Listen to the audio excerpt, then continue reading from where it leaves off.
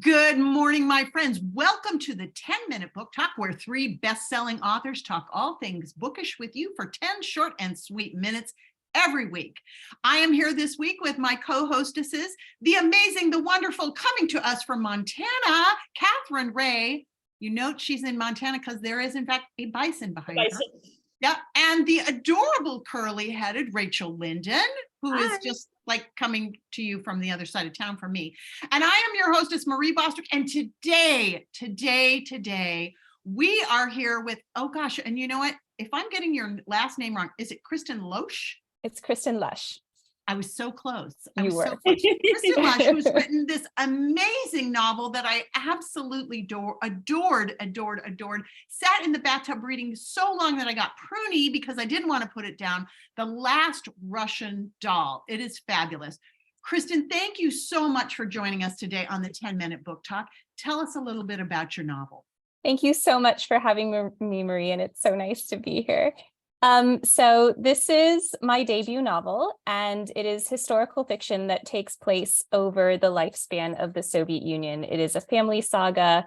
It is a love story, and it centers on one young woman in 1991, just prior to the collapse of the Soviet Union, who wants to return to Moscow. She's in London. She wants to go back to Russia and solve the mystery of her family's murders. And all she has to go on is a key left to her by her mother. But when she goes to Russia and starts to delve into this mystery, she uncovers this much larger story of something that happened much, much longer ago.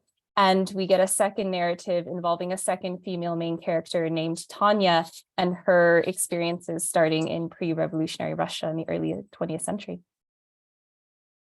And it's a great book. It's a great book. I've said this, the scope of this story is incredible. And so where did the original inspiration come from? And then along with that, with the scope, you have these two incredible points of view, Rose and Tanya. Did you know right away who they'd be, or did they kind of grow with your story? That's a great question. So I think originally I knew that the love story was going to be the kind of main strand of the narrative, that was what was going to tie it all together. And I was inspired by my favorite works of classic Russian literature, like Anna Karenina, for example, these epic love stories. So that's kind of where I started. But the characters, specifically Rosie and Tanya, Rosie was actually taken from my first unpublished novel, which I wrote before this one. And it was also set in Russia, but it was a contemporary YA thriller. And I queried it for a while. It never got anywhere. She was the main character. She had a different name back then. And I kind of felt like I can use her somewhere else. I feel like I'm not quite done with her yet. And she was just perfect for this novel. And the inspiration for Tanya came from a Russian fairy tale that I read about a Cinderella type character who, she's kind of being browbeaten by her stepmother or whatever, the usual thing. And she is assisted by this talking wooden doll character, this little doll that she carries around. And the doll it doesn't look like much, but it's incredibly clever. And it gives her all these tricks for outfoxing her stepmother. And I was really intrigued by that. So that's where that began. That's so interesting. And so you have dolls in the story. Dolls play a big part in the story. Can you talk a bit about the significance of dolls in Russian literature and Russian culture? And actually, you were talking just about the story, which is fascinating. Now I want to find this story that you were reading. And then can you talk a bit about how you're using them as a metaphor in your own story? Sure. I love this. I love talking about dolls.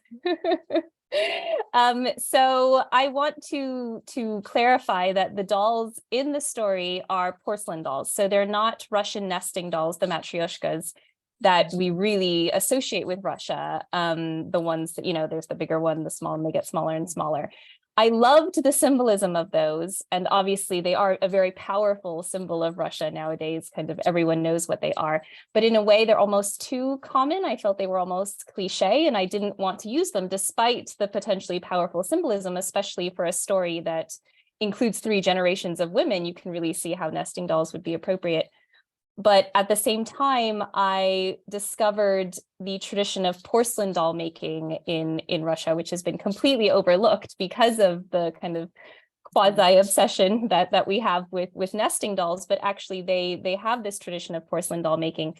And I find porcelain dolls much more interesting in a way because they're creepier, in my opinion. They're more unsettling to look at. And then I discovered in the course of my research that a porcelain doll's head is hollow, and that there's a kind of cutout at the top of the scalp that you can remove, and you can kind of look down into the hollow head of the doll, which and is even creepier. Right. And see behind the glass eyes. And once I discovered that, I was like, okay, I have to use this in the book somehow. It has to be that one of the characters hides their secrets in a doll. I have to make use of this, and I did. I will say there's a definite creep factor. Yeah. Yeah. No, it really is there. Gosh, there is so much in this book. And I just have to tell you how much I love. Well, I emailed you starting. First of all, You did. the writing is just delicious and rich. I mean, it's like cheesecake. It's so good.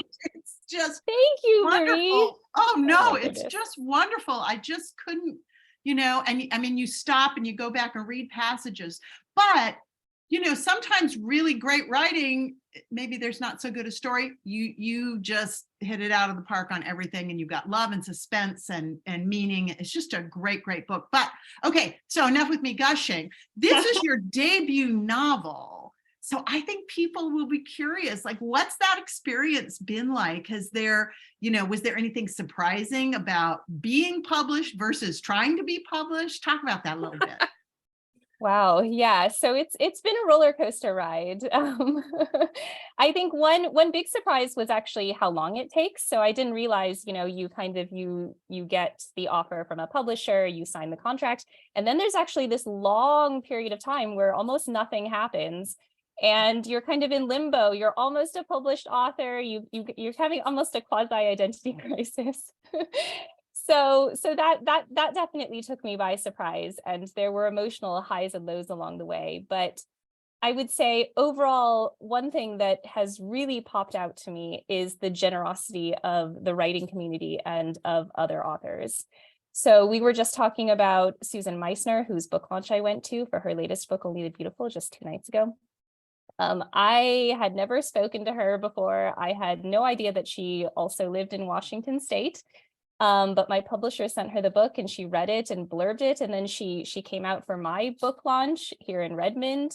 And it was so generous of her. And I mean, it's just amazing. I've reached out to a lot of writers. They're always helpful. They always give advice. They have so much to offer. It's been incredible. So that's been one of the loveliest discoveries along the way. Well, it is a good community, and now you are a part of it, and we are so glad. And the reading public should be glad too, because The Last Russian Doll really has it all. If you're in the mood for something that's meaty and meaningful and absolutely riveting, you need to go get this book, The Last Russian Doll by Kristen Loesch. Kristen, thank you so much for taking time to visit with us today at the 10-Minute Book Talk. We are delighted you are here, and welcome to the Writing Sisterhood. We hope to see lots more from you. And we hope that you, my friends, will be joining us again next week here at the 10-Minute Book Talk, where we have all the best books, all the best authors, and in fact, all the best people watching. So come back. We'll see you next time. Yay. Bye, guys. Bye.